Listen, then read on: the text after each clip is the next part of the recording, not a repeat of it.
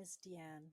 10 years ago, I had the opportunity to travel to the south of France with my family and had the most incredible encounter with one of the most interesting people I've ever met.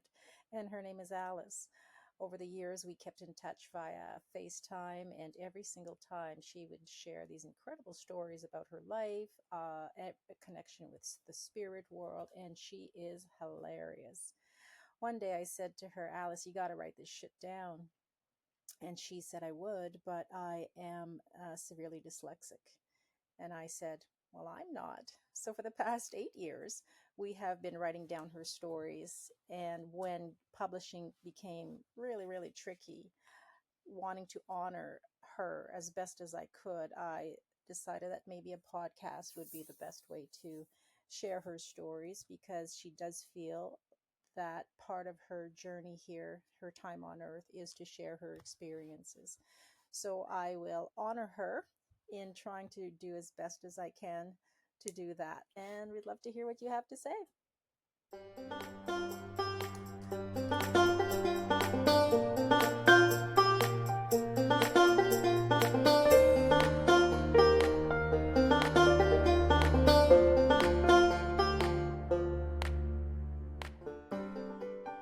Hi, girlfriend. Hello, Nice to see you. once Sometimes again. technology is not our friend. And then with the No, time difference, me being in Canada and you being over the pond, gets a little tricky sometimes, but we're managing. We're managing okay. we are. One topic that has come up a lot in our 10 years of telling stories is color. Color has been very profound for you. You've learned a lot about color. You know we are color. Mother Earth gives us color. You have so many stories. We might need a few shows to do everything you know about color. But let's start with the first story that you shared with me around learning that we are color. And it's a story about your friend Joe.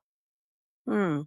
Yeah, I was going into town and just going shopping, and I got to some traffic lights, and they'd turned red, so I had to stop. And I was just sitting there. All of a sudden, something was saying to me, "Go and see Joe." And he lived in a block of flats that were just off of where I was stationed. And I thought, oh, go and see Joe. And it said again, go and see Joe. So when the lights changed, I went to the flats and arrived on his doorstep. And his wife, Kay, she opened the door and I said, I've come to see how Joe is because I'd heard that he wasn't very well. So she invited me in. She said that he wasn't conscious, but would I like to sit with him for a bit? And I said, yeah, because I practice contact healing. I thought, yeah, maybe I can be some help.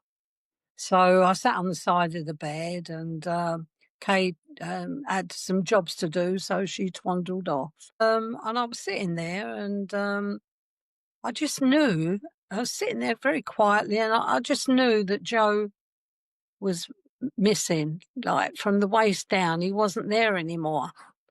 And I thought, that's strange, right? I didn't realise how desperately ill he was. And then all of a sudden, he started to break down into thousands of tiny pinprick lights of colour. And so I looked at him and I looked away because I thought it was my eyes. He was just pulsating like colour. And it, several times I looked away. And he was just such a beautiful man. He had a round face and a very gentle soul. And it was lovely just being with him. All of a sudden, Kate came back in and I knew I had to leave. And when I left, I learnt later that he passed away not long after I'd left. So I was taken there by my friends from Spirit to experience this phenomena. I do believe that because I've never experienced seeing anybody pass before. But it was just the amount of colour that was coming from him, it was just pulsating, the energy, and it was thousands of pinprick lights of colour. And after that, he thought, well, I know we're energy, we're all energy, but it was showing itself to me in colour. And not long after that, um, another friend of mine, Jill, she was a homeopath, and she invited me to join a group. They were going to prove a remedy. She had been on holiday, and she'd been in one of the big tombs, and she'd done a little meditation, and she was given a box with little tubes of colour. She felt like when she got home that it was quite profound, the experience she had. So she thought she should work with it and see where it went. So she asked several people if they would like to join a group to prove this remedy. There was myself, because I used to teach meditation. There was another woman, Pat, who was an astrologer, Jody, who was a masseur and reflexology. My friend, another friend of mine who worked with crystals. Everybody seemed, we was all part and parcel of complementary medicines. And so we started sitting together once a month. In fact, we did sit for 2 years, and it was called Spectrum. The first a placebo. I think it's called a placebo, isn't it? Placebo. Yeah, that's she was in India actually, and she was doing some form of meditation. Was given this box, and in this box there was these vials of color. It sounds like. That's right. And I picked them up. Yeah, I picked them up when I was meditating with the Ah, group, and I got the box with and so it was proof for Jill that we were on the right track, you know. right. Unfortunately, Jill died, unfortunately, but there you go. Her time was up, and yeah. Because it was such a profound experience for you going through this for 2 years with her, I just wanna give a little bit of, background about her proving. Oh, So the proving, yeah. yeah, so basically what she gave all of you, it sounds was it pills or was it liquid? It was in pills, It little was a pill. pills. So it sounds like the liquid to make those homeopathic pills were influenced or were exposed to different colors. And so what she wanted you to do is journal your time with her with you didn't know what you were getting every month, but she wanted to prove that certain colors could provoke certain things. Is that Yeah, correct? I'm not sure. I don't know what her thinking was. But I know I was pulled aside one time when we were together by one of the women who was doing a lot of the written work connected with this. Should I want to have a little chat with you? And we went into another room, and she said, "You know what this is about, don't you?" So I said, "Do I?" So she said, "What do you think it's about?" And I said, "It's about colour." And she said, "Yeah, you're right." You I know, see. You had no idea when you started and you had no idea when you finished. no.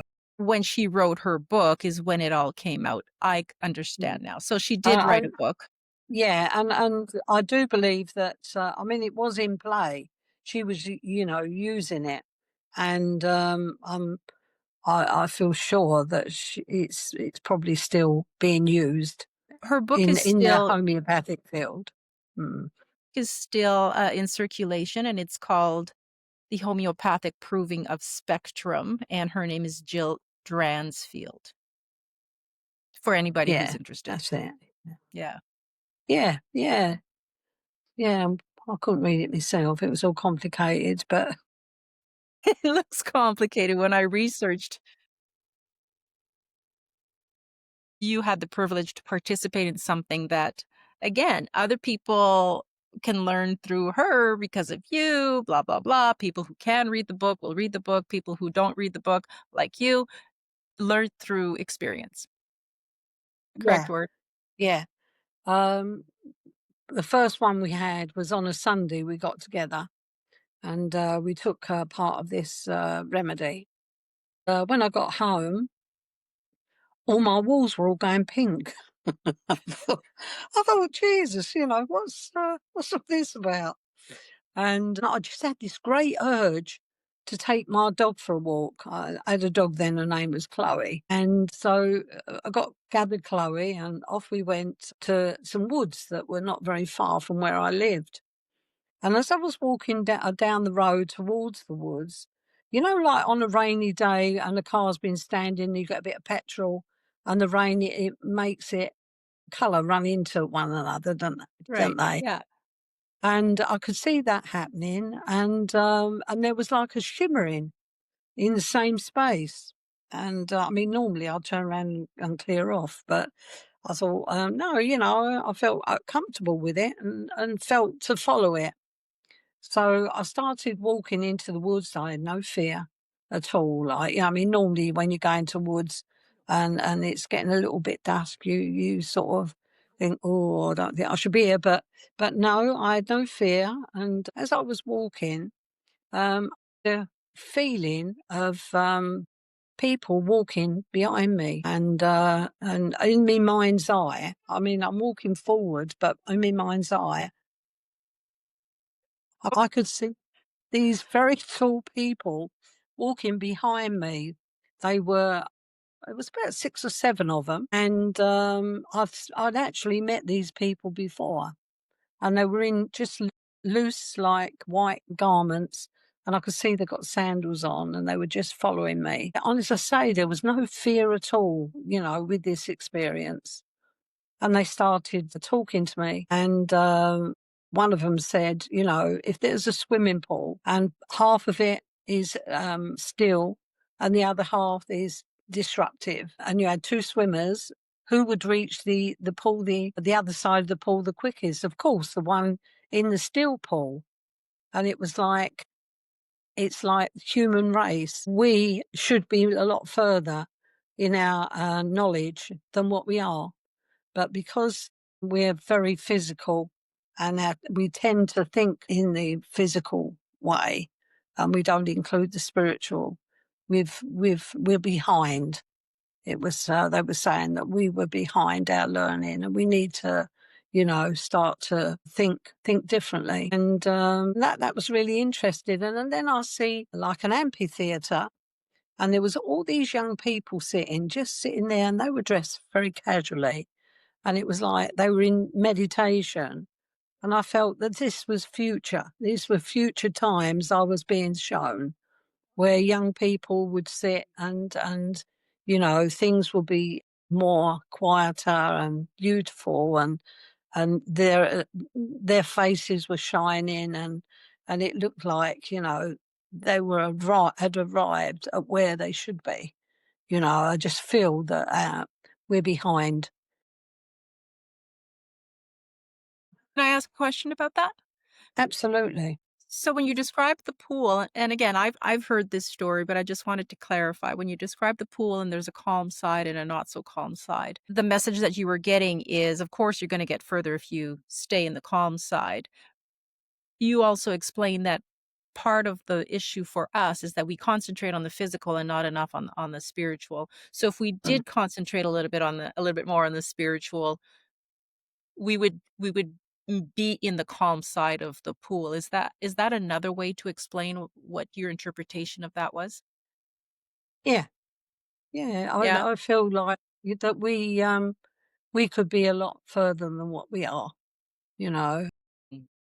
But it was also said, I mean, I don't know how true this is, but it was suggested that we would know the dark side. And that seems as though that's in to me, it's in play now. We know the dark Uh, side. We know the dark, energies and peoples that are not very kind, and they're in positions where they could be doing so much for humanity, but greed and power, people who love to have power, seem to be more in play. I mean, I don't know, but that's how I'm thinking. and the amphitheater that you saw with all the young people who'd arrived, who had, swam in the calm part of the pool, that's hope for us with what's happening in the state of the nation right now around the world. You saw Yeah, hope. I think that they were just showing me what will happen in time, because we are good. We are light. We are, part of the beautiful side of love and light. I think we just need to know. No, we need to know more that what is good and what is bad. Like we teach our children, what's right and what's wrong. And I think it's a similar thing for all of us, us adults, that we need to, be kinder to one another and respect one another. Just because some people haven't got the wealth that the world has, why should they be discarded? Why do these people who have wealth think that they're superior and superior to everybody else? But anyway, getting back to colour. Let's go back to colour. I was walking quite a bit when we had taken this the placebo, and different things were happening with colour. And I know I started to think about nature. I'd be walking and thinking about Mother Nature, and I was being told, how certain colours relate to. Well, it's like I live in England, so I can only speak for what growth we have here. In the springtime, we have snowdrops, and they're beautiful, and white represents purity. And it's as if there's a new chapter every time we reach, say, January. And we're looking for the spring to come. And as I say, white represents all colour. And then we go into spring a little bit more, and daffodils come into play. And if you see a host of daffodils, it stimulates it. It lifts on a dull day, and you're walking past. Well, I'm lucky because we have fields of daffodils where I live, and also down the country lanes, and you see them. It lifts. It gives you joy, and we need that in the dark, dismal days of springtime sometimes. And then we have the other colours start to appear. I mean, green. If you're not been very well, and you walk in the parks, and when you come out of the park after being there a little while, how do you feel? You should feel peaceful, calm, because green is of the heart. And of course, you've got the power of the trees in those spaces as well. And then mauve, to me, is the colour that represents all the knowledge that man holds, lives within this colour. And if you look at the royals in this country, some of the ceremonial dress that they wear is that very deep, beautiful purple mauve. And of course, blue, we all see blue in the sky. Healing, very much a big, powerful healing colour. Orange is another stimulating colour. You can go around the garden in the summertime and look at all the different colours and see how you feel about them. And I think we can help ourselves if we're not well or we're just down or whatever. We can help ourselves by choosing the colours that we wear. It's not about money and posh people. It's if you look at the Caribbean people, they wear all the beautiful colours and they laugh and they giggle and they're very uplifting people. And then you look at people who are all in black, and they're very heavy. It's very heavy a colour. So be a bit more choosy about the colours that you wear. It's important that to feel the colours and the love and the different energies that you get with different colours. Don't go with the religious side and think you've got to wear black. And years ago in this country, when somebody died, you wore a black armband or a diamond sewn into your garment, and it was all doom and gloom. And then when you see, as I say, the islanders and that, and they celebrate that person's life, even though they're gone, it's time we start looking at things a little bit differently. And some of the young people are starting to wear more colour. And I noticed also in hospitals years ago, it used to be the colours in the hospitals was like brown and green and, but now, I've had to go up to the hospital a couple of times, and the colours that they're using in are lovely.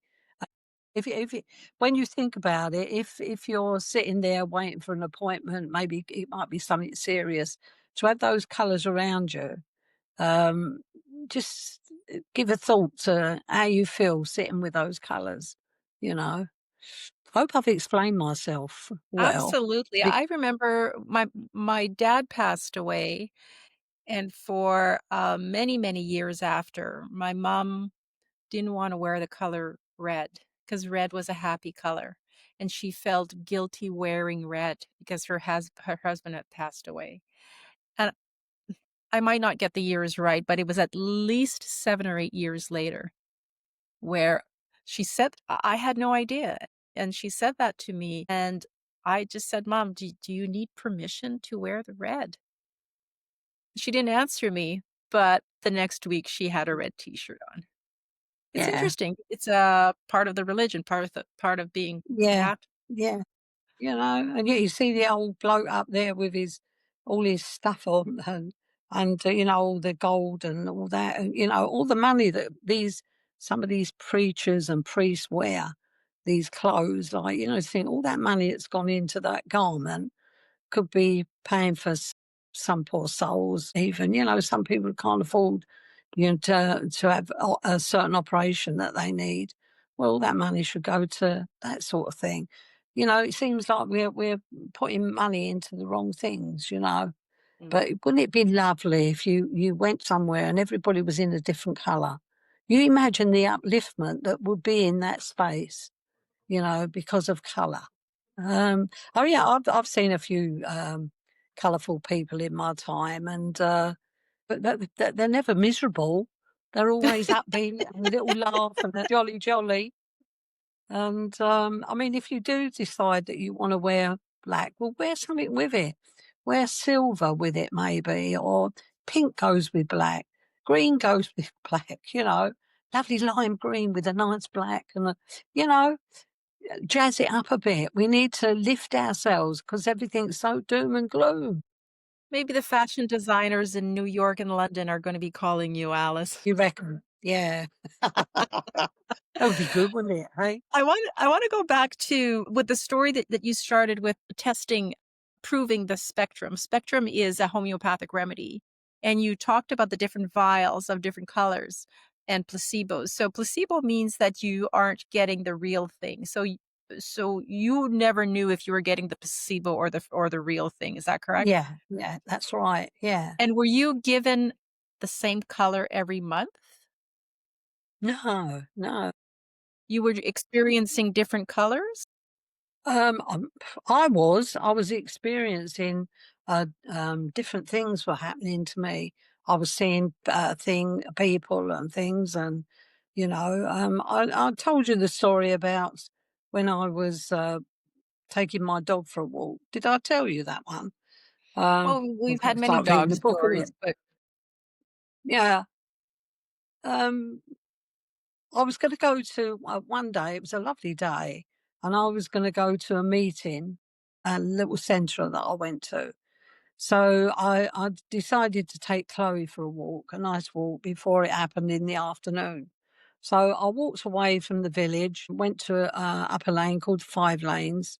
When I got to the top, I decided what path I was going to take. It was a very narrow little roads where I live. And there was a skylark singing, and it was quiet, but very peaceful and warm. And it was just one of those lovely, lovely days. And I'm walking along, and Chloe was trotting in front of me. And it was going to be my turn to take the group on the coming. I think it was a Tuesday or a Thursday. I'm not sure. It was a long while ago now, and I'm walking along, and Chloe's trotting in front of me, and there was nobody about. And I thought to myself, I'm the one who was going to take the meditation on the Tuesday coming. And what sort of theme could I run with? I never got things out of books. It was always coming from the from spirit. Right. And as I'm walking along, I'm on the road and I'm just looking at Chloe, and all of a sudden I'm not there anymore in my mind. I've gone from that spot, and I was on a beach, and I'm looking to the far horizon, and there was like a shimmering, and I was wondering what it was, and I got the sea was on my right, and gradually I stood there and I was watching this energy coming towards me, and it came, and gradually I could see that it was these very tall people, just dressed in white, simple garments with sandals on. And when they arrived at where I was, one of them stepped forward and said to me, he invited me into the water. And when I looked at the water, it was rose pink. And so I went into the water. And when I came out, I felt very refreshed and I felt very uplifted. And was like, instead of just being those few, it seems as though there was a multitude of people there. And I was looking at them, and their faces were all shining. And this person said to me, this one person, he said that we, the human race, were graduating towards their level of understanding. And I thought, wow. And then all of a sudden, I'm back into play, and I'm standing at a gate looking into the field full of sheep. And I thought, oh, Jesus, where have I been? And I must have walked a good 20 minutes. And I thought, Christ, we could have got run over. But then I thought, no, of course they wouldn't allow that to happen. But it was interesting to think that one minute you're in one situation, and then the next you're not even there. You're somewhere totally. It was like when I was a little girl, when I said to you, used to go to the tree, and that happened to me. That's the first time that sort of happened to me. And yeah, I went light of step, and I went to the group in the afternoon, and there was a group of people. They were very well read people, and the one who was running the group that this invited this woman to come and talk. I think she was talking about. I think it was tarot cards. I think that, and this woman said to me, Frances, her name was, "You're very quiet, Alice. You haven't asked any questions." So I said, "Well, I just had this amazing experience." And I told them all about it, but not one took it on board. It was strange. It was I don't know if they thought I was nuts or if I was fantasizing, but not one, not one. And I thought, this is something that not one of them seemed to have experienced, anything like it. And there must be thousands of Alices out there, mustn't there? There You must be get a these, couple. yeah. I can't be experiencing these things on my own, and I know I'm not nuts. You know, well, I don't think I am Exactly. anyway. I don't Yeah, think you are. I don't but think you are. but it was the experience of working with color, living with color, was is very, very special to me. And I'm very, very honest with anything I speak about spiritually. I am very honest. And I was asked if I'd give a talk going further on, and my experiences expanded more. And I was asked to give a talk on colour, this little group that I went to. And there was quite a few people there. I was really pleased. And I told them about some of the experiences I've had with colour. But there was one woman there, international medium, she reckoned she was, and she was shaking her head. No. And she's looking at me and shaking her head like as if to say, yeah, that ain't right, you've got it all wrong. I could have got up and punched her. Not really. I thought, how can you? I am an honest person. What I've experienced was something very, very special. How lucky I felt am I to have experienced such things. It's like, seeing my beautiful man standing in the bedroom when I told him to clear off. I mean, how privileged was I? Little old Alice, like getting these experiences. But also, when I was a little girl, I was very, very keen on art. I used to have, if we had a bit of old wallpaper left over, I'd draw on wallpaper, the other side, the plain side, and all that. And if I was lucky and I had a shilling or two, I'd go to the local printers and buy some paper because I was always drawing. And I passed an exam to go to Hornsey Art College in London on a Saturday morning. That was a big thing. There was only two of us, me and another young boy, and most of the kids there, they were all grammar school kids, all dressed nice, and there's Mm. me in me rags. And I only went 3 times because I didn't have the bus fare. I couldn't Ah. afford the bus fare. And my teacher went really nuts on me, but I was too proud to say I didn't have the money to go like on the bus. But I missed out on that. I did miss out on that. But years later, my daughter lives in France, and I was over at her place, and she's got a friend who's an artist. And Mike, lovely guy, very, very clever artist. He's painting himself for a lot of money. And Jodie asked him if she gave him some massages, because that's what she does, a therapist, would he give me some lessons? And he did. And I learnt so, so much in the few lessons that I had with that man. And so sometimes life is kind. Life can be cruel in one way, but then if you're that person that needs the help and they see it, you can get it later, maybe. Do you get that? Yeah, and it's what you've said before in another podcast. Learning isn't always about books or institutions. We learn from people. We are given opportunities, but we have to have an open soul and an open mind to see the opportunities and grab them and accept that there's a lesson to be learned here. Whether it's Absolute a spiritual lesson or an art lesson, it doesn't really matter. We're all here to quote learning. Alice. Yeah, Yes. we're all having lessons. Yeah, yeah. It's a beautiful life, isn't it? When we think, how lucky are we to come to this wonderful planet and experience so much? I've been very fortunate that Trevor and we travelled around the world, and we were fortunate enough to have sold a very good property, and it allowed us to go travelling. But all that was all prearranged spiritually. Um, my mum, she was a wonderful medium, and she told me about places that I was going to go to, and and I did. So it must have been all all arranged. The energy in different areas that I experienced was just amazing. But that's for another time. I'll tell you about that another Oh, time. yeah, I think one podcast is just going to be that trip that you took around the world because you had Mm. some very amazing Experience. experiences in different Yeah, parts of the world. yeah, yeah, yeah. Mm. Yeah, absolutely. To me, I was learning all about colour still. You know, after seeing Joe, that was the first experience of being shown who we are.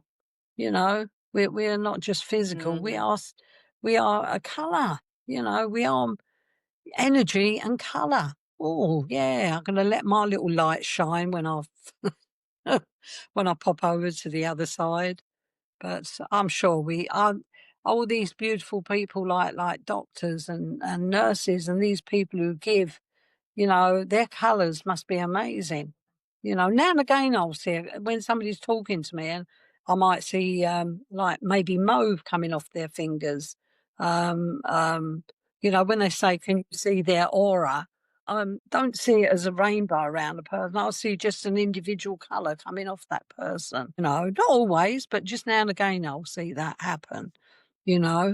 I did work with some special needs people, and we had some Down syndrome kids, and one of them, his name was Timmy. I've never seen light shine off of somebody as I had off that young guy. And that, not just Mm. once, a couple of times I see his light shining bright. And yeah, yeah, it was lovely to see it. They're very special people. I used to say to him, "What do you want, a cup of tea or a coffee?" And he'd say, "I want a beer." I said, "You'll get some beer." Yeah.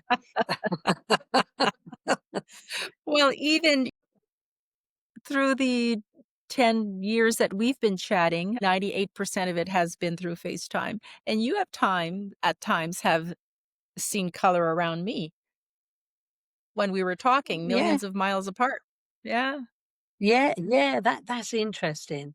You know, I think that that machine of yours, you know, that you bought to help yourself and other people as well, it's just amazing because you send out whatever you send out from it, and I feel it, and I'm sure. Well, I know others do as well.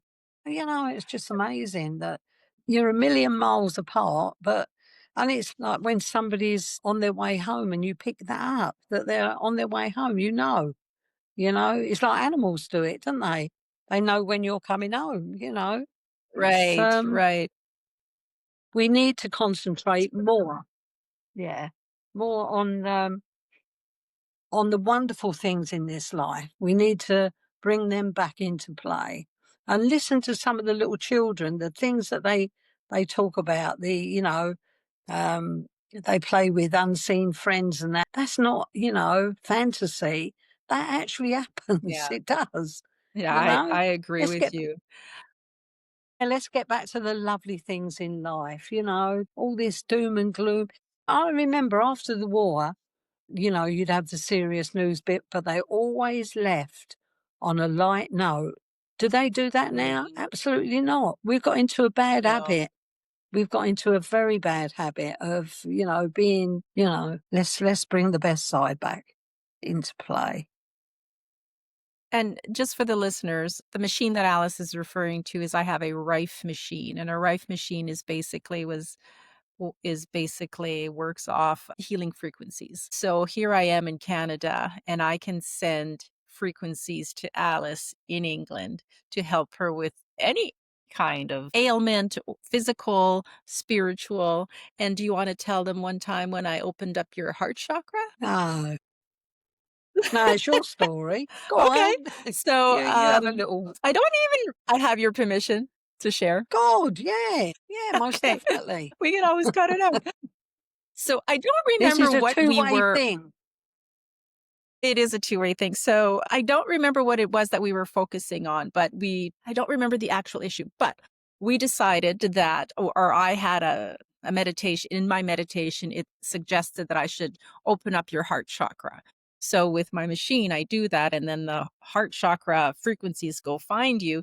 And because of the time difference, I'm not always able to tell Alice what I've done before going to bed. And by the time she wakes up, she calls me and says, "What the fuck did you do with your goddamn voodoo machine?" And I said, "Pardon?" So she knew that I had started the machine while she was sleeping because when she wake up, she could feel it. What ended up happening is by opening up her heart chakra, she was able to meet Vicky. So Ah, Vicky my is Vic. Yeah, little Vic. Vicky is a friend from a childhood friend who found her on Facebook. Um, and that happened that day, and Alice clicked yes, she wanted to be friends with Vicky, and they have been talking pretty much every day for 2 years, would you say? Over 2 Yeah, years every now. day. Every d 2 years, Yeah. but every day.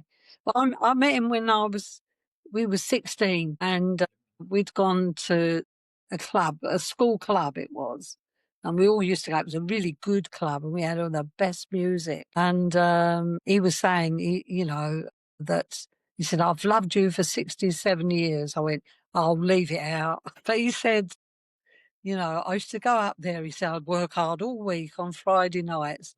I'd go up the club and stand and watch you dance," he said, "with your skinny little legs." And we've talked about music and life, you know, ever since. And I know that it's helped Vicky because he lost his wife 4 years ago, and it was absolutely devastating for him. He's got no children, and and he absolutely adored his wife, and he'd cry a lot when I first spoke to him. But as time's gone on, he doesn't cry so much now.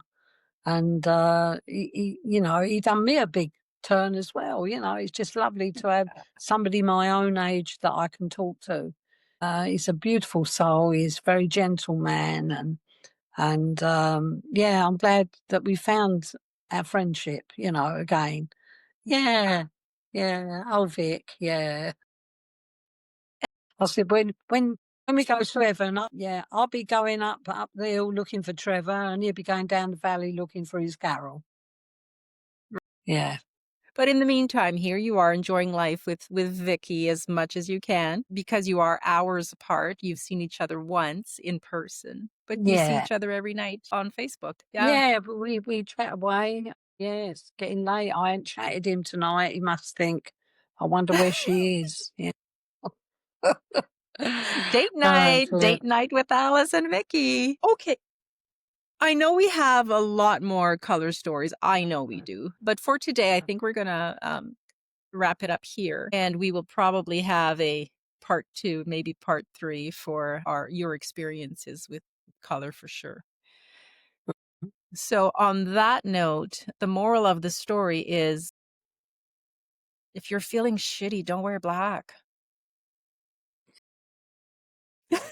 Absolutely, absolutely. And while winter's going on and it gets all doom and gloom because nature needs to sleep. And then look forward to that springtime when she starts to wake and bring forth her colours. Can't have another, off work or whatever on the days off. Go somewhere to a lovely park or somewhere where you can see what nature's doing and to get that lift, get away from the television and these things that you play with. I'm still with Gaslight Me, but these computer things that leave it, just get out there, get with that Mother Nature, let her enjoy where we are, this beautiful planet that we're at. Yeah. Just another way that I want to talk about how you and I have used color as a therapist. That was one connection we had is as a therapist, I always used color, 30 years ago when I was in private practice working with children. And then when you and I started talking, we realized that we both used color in different ways. So when I often ask people for prayers, whatever you want to call it, people don't know how to do it if I say, can you send a certain color? So I teach them and I say, all you have to do is think of the person that I'm asking you to think about and send them the color that I'm asking you to send them. So, for example, I had a brother-in-law who was in a coma after a traumatic heart event. So he was in a coma for a couple days. And collectively as a family, we decided that pink was the color that would be healing for him. So on Facebook, I would ask people just please send pink, please send pink. And all you have to do is think of my brother-in-law and visualize a pink blanket around him. It's as easy as that. When he came out of the coma, we didn't know what he'd remember, but we did ask him, if we were sending you love while you were in the coma, what color was that love? And he said pink. So he wasn't with us in the same Conscious. way. But when yeah. So Oh, I didn't know we that. all You didn't tell me that. Yeah. yeah. Yeah, you didn't tell me that. That's lovely. Yeah.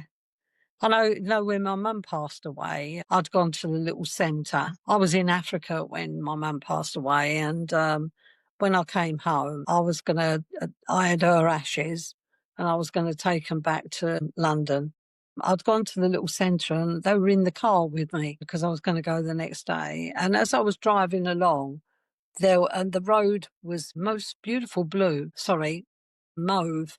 It was mauve all the way from the little centre to my home. Yeah, yeah. So colours come in at different times for different reasons, But yeah, we can very much help using colour in thought. If you've got somebody who's not well, You go to see them, and you just work with the colour, putting colour around them. It doesn't have to be complicated. I remember No, I would work with children. Let's say my little person, my little friend had anxiety. So I would say, "What color is your calm color?" The opposite. And then they'd come up with what was calm for them. I never told them what the color should be, but they would come up with it for themselves. So I would then say, okay, if purple is your calm color, let's find anything that we can find that's purple. You're going to go to school tomorrow. You're going to have purple socks, purple underwear, purple t-shirt, purple handkerchief in your pocket, purple, purple, purple, purple. 100% of the time it worked. It was enough for them to shift energetically the energy that they were carrying for whatever reason. It doesn't mean that I didn't try to figure out what the anxiety was all about. It doesn't mean that. That was the boost they needed to make a break in the cycle of the anxiety that they were carrying. So once they shifted with the I mean, at the very beginning, what was I told? What was I told? We're energy and we're colour. So right, whatever colour exactly. you suggest is part of that person, part of you. It's Right. so Yeah. whatever, it's energy. You're sending them energy instead of it just being plain energy. It's colour. How wonderful is that? You think about it.